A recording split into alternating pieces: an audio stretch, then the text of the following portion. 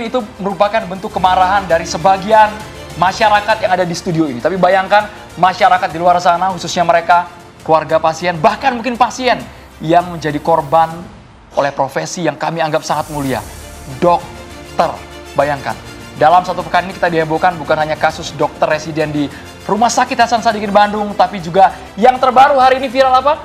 Garut. Dokter kandungan di Garut yang tidak semestinya melecehkan pasien saat bertugas, Maria ya. Nah itu dia, tidak hanya kemudian dilakukan oleh seorang dokter saja, tapi juga dilakukan di area rumah sakit yang seharusnya menjadi lokasi yang aman, baik itu bagi pasien maupun juga keluarga korban. Apakah ini kemudian menambah catatan kelam dalam dunia kedokteran? Mengapa hal ini masih terjadi hingga saat ini? Amarah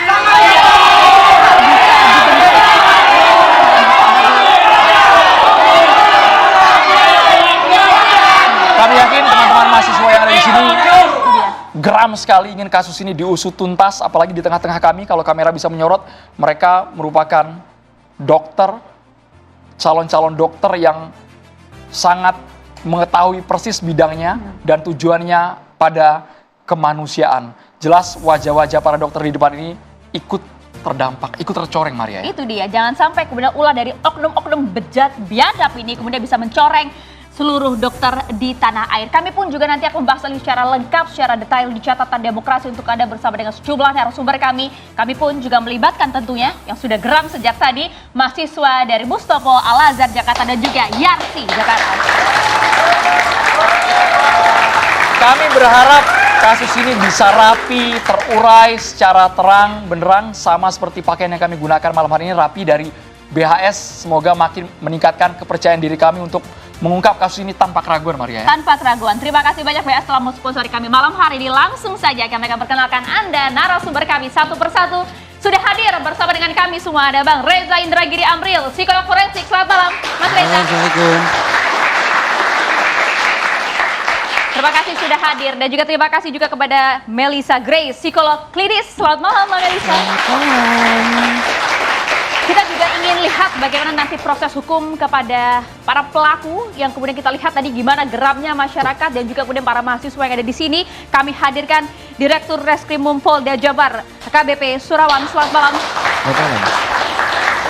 Kami juga menghadirkan tidak terbayangkan bagaimana suasana kebatinan profesi kedokteran hari-hari ini. Ada Dr. Eva Sridiana, Ketum Dokter Indonesia Bersatu. Terima kasih banyak, Dr. Eva. Selamat malam. Kuasa hukum dari korban di Rumah Sakit Hasan Sadikin. Kami dengar awalnya korbannya satu, tapi kemudian ada 2 atau 3. Ini kuasa hukum yang kami hadirkan merupakan kuasa hukum yang mendampingi FH yang kemarin viral, anak dari pasien. Bayangkan, ayahnya saat lagi genting, anaknya diperkosa di lantai 7 rumah sakit. Ayahnya kami dengar juga sudah wafat. Terima kasih banyak Debbie Agus Priyansah. Rahayu Kang Debbie. Terima kasih. Dan kami juga menghadirkan keluarga korban nanti via Zoom bisa bergabung di catatan demokrasi. Kami berharap dari keluarga tidak ada yang takut untuk bersuara karena ada juga isu liar yang berkembang bahwa 1-2 korban kabarnya diajak damai oleh pelaku yang ternyata masih kelahiran 94. Bayangkan, masih sangat muda tapi akalnya sangat bejat. Masa depan dokter sudah suram gara-gara yang bersangkutan. Kita boleh langsung ke Dr. Eva. Dr. Eva, kami sebenarnya agak bingung mau mulai dari mana. Apakah RSHS atau dokter kandungan di Garut? Karena secara bertubi-tubi dunia medis diciderai 2 kasus yang sangat bejat ini. Dr. Eva. Assalamualaikum warahmatullahi wabarakatuh. Selamat malam pada semua. Pertama-tama saya mewakili dokter Indonesia menyatakan empati terhadap korban-korban pelecehan dari oknum dokter yang amoral. Kalau saya bilang biadab, karena mereka melakukan kejahatan terhadap keluarga korban, pasien yang seharusnya dibantu dan dilindungi oleh seseorang yang memiliki profesi yang harusnya luhur, yang selama ini membantu memberikan pelayanan kepada pasien memberikan perlindungan kepada pasien, menjadi penolong. Kita adalah profesi yang menjunjung tinggi etika, moral, integritas, dan profesionalisme. Dan kami berharap pelaku dihukum dengan seadil-adilnya, sehingga ini tidak menjadi kasus yang berkelanjutan. Cukup sampai di sini, tidak terulang lagi berikutnya. Karena ini sungguh mencederai kita semua dokter Indonesia. Ini terkait adalah perilaku seseorang. Tapi masyarakat bisa beranggapan bahwa ini mewakili profesi kami. Dan ini sangat merugikan masyarakat yang harusnya berani merasa terlindungi ketika membutuhkan bantuan medis, membutuhkan seorang dokter. Ke depan tentunya pasien akan ragu, akan dipenuhi ketakutan, dan ini sangat merugikan.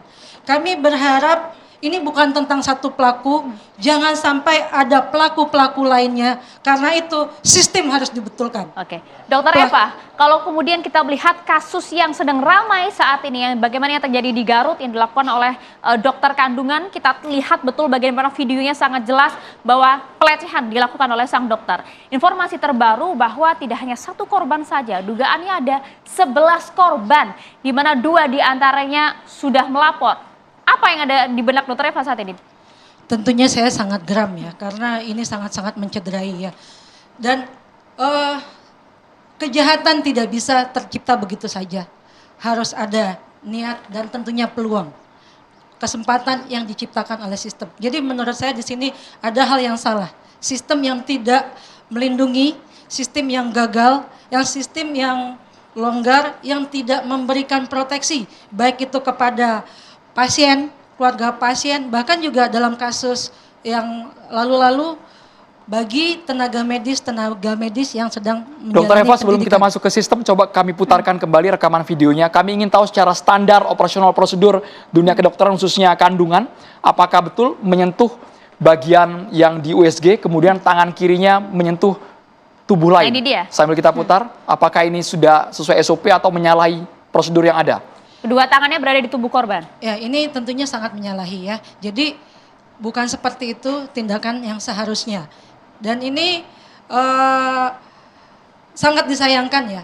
Ini tindakan yang tidak sesuai dengan SOP. Harusnya bagaimana dok sebagai... Ya, dan saya juga melihat di sini ada satu yang salah. Di sini tidak ada yang lain. Harusnya dalam suatu tindakan harus ada keluarga pasien, ada perawat sebagai saksi daripada dokter. Jadi di sini pasien yang tidak mengerti hukum menjadi korban. Mengapa bisa tidak ada perawat di sana ya dok ya? Ya itu mungkin ini klinik ya. Klinik Berarti itu. Klinik, betul. Harusnya ada aturan yang jelas dari pemerintah, dari Kemenkes yang melindungi hak-hak pasien yang tidak mengerti. Tentu tidak semua pasien mengerti hukum bahwa dia tidak boleh mendapat perlakuan seperti itu. Kan pasien bingung, tapi dalam bingungnya ada yang berani berbicara, ada yang tidak. Ada yang paham dia sedang diperlakukan tidak senonoh, ada yang tidak. Itu yang harusnya dilindungi. Dan ini sistem yang harus dibuat agar kesempatan ini tidak terulang lagi mengenai pasien-pasien yang lainnya. Jadi kita tidak semua masyarakat mengerti hukum, tapi pemerintah wajib yang melindungi Sebentar mereka. dok, bagaimana pasien bisa paham bahwa dia mendapatkan tindakan yang di luar prosedur medis? Bagaimana ia bisa paham dalam kondisi terbaring seperti itu? Batasan-batasan ya dok? Ya, itu dia. Harusnya sebelum pasien melakukan tindakan diberitahu oleh dokternya. Biasanya sebelum tindakan saya akan memberitahu SOP apa yang saya lakukan. Misalnya saya akan membius dulu, saya membersihkan luka, itu urutan-urutan yang harus saya sampaikan. Dan harusnya di tempat kandungan ini ada keluarga saksi. Ini untuk menghindari fitnah baik untuk dokternya sendiri, karena bisa saja pasien pun punya ada yang berkeinginan yang tidak baik. Bukan hanya dokter. Jadi pentingnya saksi, pentingnya perlindungan hukum yang benar, itu ada saksi dari dokter dan dari keluarga Itu pasien. berlaku di semua fasilitas kesehatan, baik di klinik, rumah sakit? Dimanapun. Oke. Karena tidak semua pasien mengerti. Kalau misalnya andai kan di situ ada perawat, pasti perawat akan bilang, apa yang Anda lakukan dokter? Ya kan? Karena itu tidak sesuai dengan standar. atau ada keluarga suami pasien, pasti dia tahu kali yang sakit perutnya kenapa kamu periksa itu. Namanya pasien sedang bingung, tentu dia berpikirnya akan lebih lama. Atau dok, jangan-jangan dokter bisa punya hak mengusir perawat agar tidak bergabung di satu ruangan. Kamu keluar saja, cukup saya yang menangani pasien ini. Mungkin tidak kalimat itu terlontar. Bisa, tapi itu dia salah. Itu salah, karena pasien harus ada pendampingan. Baik dari keluarga maupun dari perawat, minimal harus ada perawat. Dan pintu biasanya, karena ini ruangan memang tertutup, biasanya perawat selalu mendampingi. Oke. Termasuk juga ada pertanyaan publik yang menanyakan mengapa ada CCTV di dalam ruang perawatan. Apakah ini sah secara kedokteran? Tidak ada hak kita untuk memasang CCTV tanpa sepengetahuan pasien. Jadi kasus kita menggunakan CCTV adalah pada pasien dulu adalah pasien pandemi ya. Karena tidak ada keluarga yang mendampingi, kita menggunakan CCTV. Tapi kita memberitahu pasien bahwa kami pasang CCTV. Karena mengapa? Kalau pasien tidak tahu, dia bisa buka baju di sana. Itu Tapi kan ini dalam klinik kandungan ya dok ya, Iya. pasti kan ada bagian tubuh yang dibuka gitu. ya, saya tidak tahu, harusnya ini tidak ada CCTV, tapi kepentingan apa ada CCTV di sini saya tidak tahu. Harusnya kalau memang dokter ini berniat salah, dia tidak memasang CCTV di sana. Entah siapa yang masang, tapi tidak boleh ada CCTV tanpa sepengetahuan pasien. Itu hak pasien untuk tahu. Itu kasus Garut, tapi kasus di RSAS kami dengar keluarga pasien diajak ke lantai 7. Ya. Mengiming-imingi, mengatasnamakan prosedur kedokteran. Ya. Cross-match, kemudian ternyata diberikan zat midazolam, mungkin dokter bisa jelaskan. Jelaskan. Ya mana tahu dok pasien diperlakukan Ya, betul. seperti itu. Mereka hanya mengikuti arahan dokter, dianggap percaya sepenuhnya karena dokter yang harusnya tahu bagian tubuh anatomi Ya. dalam manusia dok. Ya, satu. Pertama karena pasien tidak mengerti hukum, dia Oke. tidak tahu, harusnya dia ada pendampingan, ada inform consent yang harus ditandatangani ya. Nah itu pentingnya lagi supervisi yang ketat. Di sini sistem tidak melindungi pasien dan keluarganya.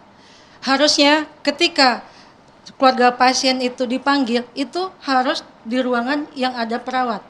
Tindakan apapun harusnya di tempat yang ada perawat, yang bisa dilihat, ada saksi.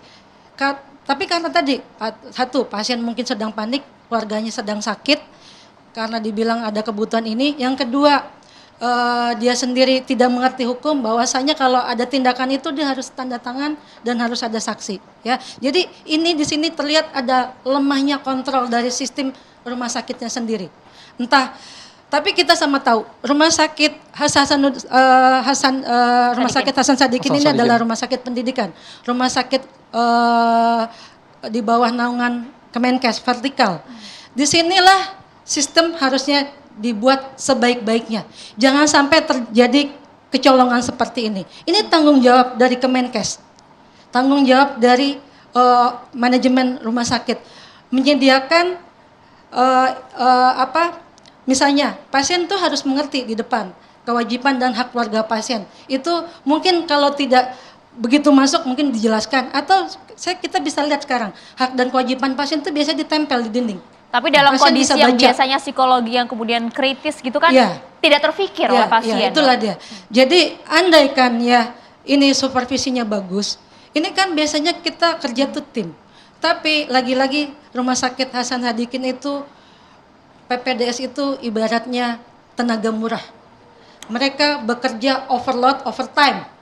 Sehingga harusnya mungkin seniornya yang bisa melihat tindakan ini, junior saya kemana, junior saya ngapain, itu bisa jadi terlonggarkan. Itu karena adanya kesempatan tadi. Andaikan misalnya pasien mau keluar, itu harusnya ada security yang tahu pasien ini keluar. Mau lewat pintu belakang, mau lewat pintu depan, harusnya ada yang tahu. Sebenarnya soal security, sebentar kami agak mengganjal soal security.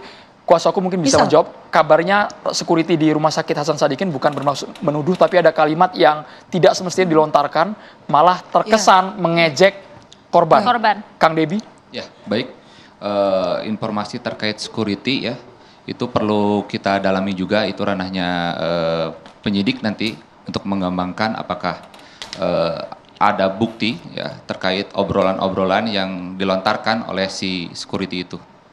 Tapi korban, ada pengakuan dari korban? Kalau dari korban, untuk sementara sih, tadi kita baru ketemu korban kebetulan sebelum ke sini. bahwasannya kakaknya bilang sepintas ada. Cuman nanti untuk penyelidikannya diserahkan ke pihak kepolisian. Kalau begitu langsung saja kita ingin ke Pak di Reskrim Pak Surawan. Bagaimana kemudian update terbaru mengenai hal ini, termasuk juga yang terjadi di Garut terbaru ini, Pak? Informasinya terbaru betul jumlah korban mencapai 11 orang? Jadi perlu saya informasikan bahwasanya untuk update terkini dari peristiwa di Garut, itu untuk dokter yang pelaku sudah diamankan, kemudian sampai saat ini korban baru 2 yang melaporkan ke Polres Garut. Sudah ada 2 orang melapor ya? Ya, sudah Dua orang, Pak. dua orang korban. Oke. Mereka korban tahun 2025 karena kami dengar kabarnya ada juga yang kejadian 2024, Pak. Juni 2024. Ini yang mana, Pak Dir? Untuk sementara masih dalami, Mas, untuk para korbannya. Jadi karena memang juga baru sore tadi para korban melapor ke Polres, sementara masih dalam pemeriksaan Polres Garut. Oke, kalau kemudian dari hasil penyelidikan sementara seperti apa dari segi motif, kemudian pengakuan dari pelaku? Jadi untuk segi motif ini memang kita ini mungkin sangat sensitif ya terkait dengan motif ini. Keterangan pelaku ini memang dia mempunyai satu sensasi yang berbeda dengan kita pada umumnya gitu. Jadi ya mungkin tidak bisa kita ungkap di sini ya karena ini memang masalah yang seksual. Kelainan seksual? Ya. Dengan apa namanya punya Fantasi yang beda. aneh? Ya, fantasi berbeda itu kira-kira. Tapi sudah berkeluarga, Pak? Mohon maaf. Sudah, untuk pelaku sudah berkeluarga. Kebetulan juga seorang dokter. Oke. Ya. Tapi apakah bentuk pelecehannya seperti yang video viral saat ini atau lebih dari itu sebenarnya ada? Jadi begini, ketika kita menerima laporan dari rumah sakit bahwa terjadi kekerasan seksual, kita kemudian datang ke rumah sakit untuk mengecek kebenarannya. Di tanggal 18 itu kita langsung buatkan laporan polisi karena memang ada korban di situ yang mengeluh memang ada rasa sakit. Kemudian kita lakukan uji sampel darah dan sebagainya, kita lakukan swab, kemudian kita visum dari rumah sakit juga memang terjadi kekerasan seksual gitu. Peristiwa sendiri berawal dari ketika korban menunggu keluarganya di rumah sakit, orang tuanya itu pelaku ini menyampaikan bahwa akan dilakukan pengambilan sampel darah. Nah kemudian karena memang kondisi orang tua kritis maka anaknya bersedia untuk dilakukan pengambilan sampel. Nah setelah anaknya bersedia ini dia dibawa ke salah satu ruangan di lantai 7 di mana pada saat membawa korban ini tidak boleh ada kakak yang mendampingi. Nah disitulah kemudian korban ini dilakukan pembiusan di situ.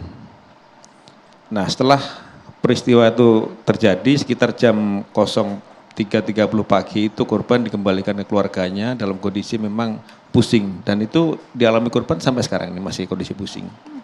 Itu kemudian menyampaikan keluarganya bahwa pada saat akan buang air kecil dia mengalami sakit. Disitulah terungkap bahwasanya hasil dari visum dokter memang terjadi kekerasan seksual. Maksud kami itu, Pak, kami tidak terbayang, kita tidak tahu orang-orang di luar sana, Pak ya. Ya. Ini korban FH berani visum dan melapor. Ya. Tapi bagaimana mereka yang bisa jadi korban tapi tidak melapor sama sekali sampai dengan detik ini. Sesaat lagi kita ulas di Catatan Demokrasi, pemirsa.